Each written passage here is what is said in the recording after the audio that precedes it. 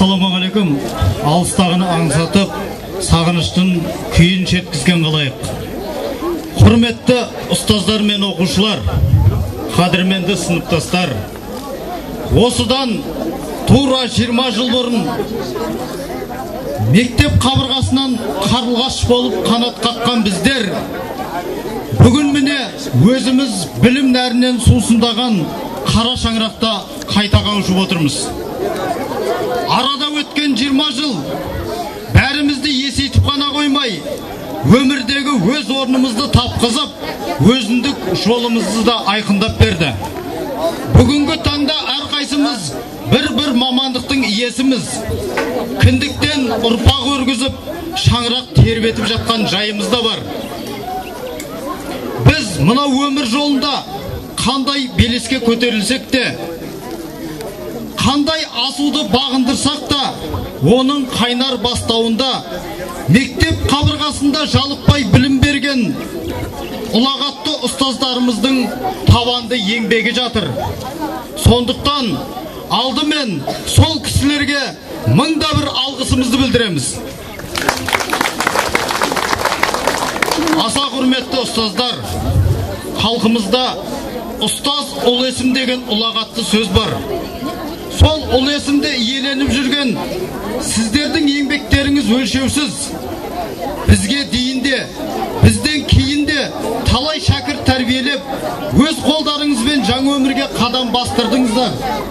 Есенбеков мектебі бүгінгі таңда еліміздің игілігі жолында түрлі салаларда еңбек сіңіріп жүрген талай азаматтардың түлеп ұшқан білім ошағы. Солардың барлығы, құрметті ұстаздар, сіздердің тәлім тәрбиелеріңізді алды, өнегелеріңізді бойына сіңірді.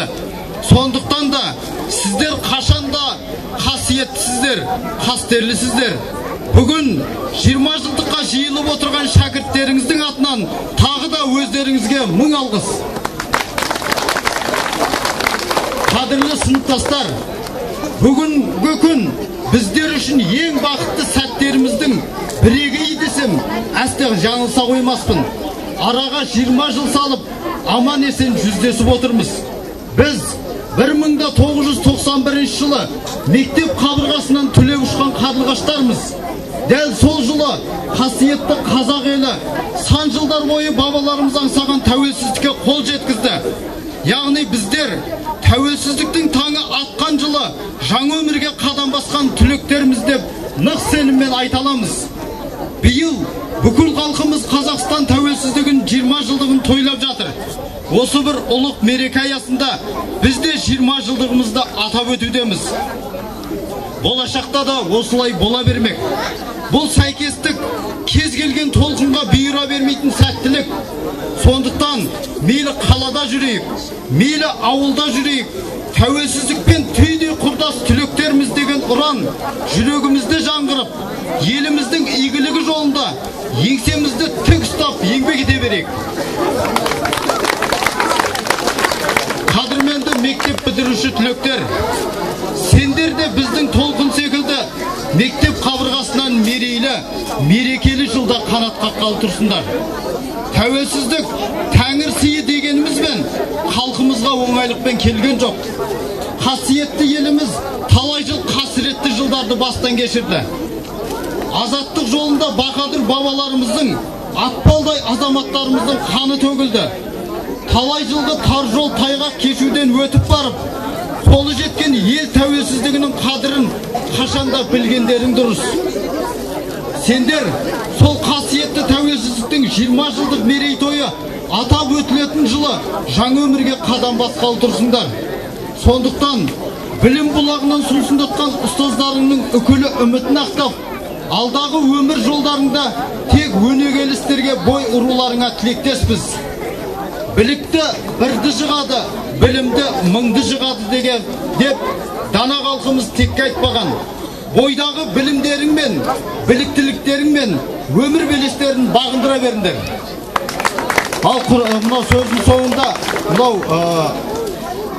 қай заманды алсақ та, қай уақытты алсақ та, қай халықты алсақ та елдің жүрегінде күн санап жаңғыратын бір естеліктер болады.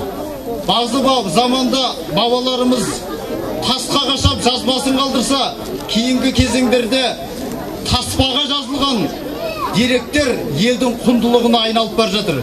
Мынау енді сыртта еңбек жолымен жүріп, сыртта өсіп өнген азамат болғандықтан, осы мектебіме және сыныптастарыма сондай бір жаңағы күлтегіннің ескерткішіндей болмаса да, бір мұражайда сақталатындай естелік қалдырсам деген ниетпен өзім бір мектепке жаңа сыныптастарға естеліктерімді алып келдім. Соны алдымен бірінші мектепке беретінімді таныстыра кетейін.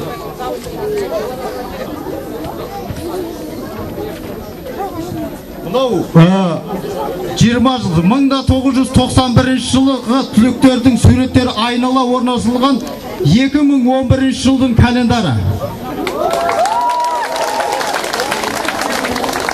Мынау 1991 жылғы түлектердің аты жөндері мен суреттері, яғни бейнелері кезең-кезеңмен шығып, әннің желісінде, әннің ырғағында көрсетілетін бейне таспа.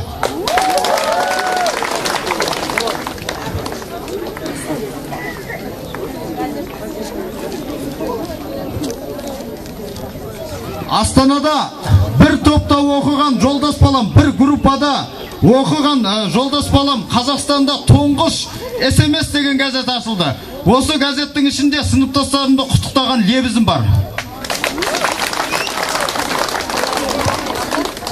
Кезінде КСРО-ның бірнеше дүркін чемпионы болған қазақтың қайсар, батыр, еркін күрестен елдің атын шығарған қазақтың қайсар азаматы Аманжол Бұғыбаев жайында жазылған тұңғыш кітабымның 2 данасы мектепке тарту.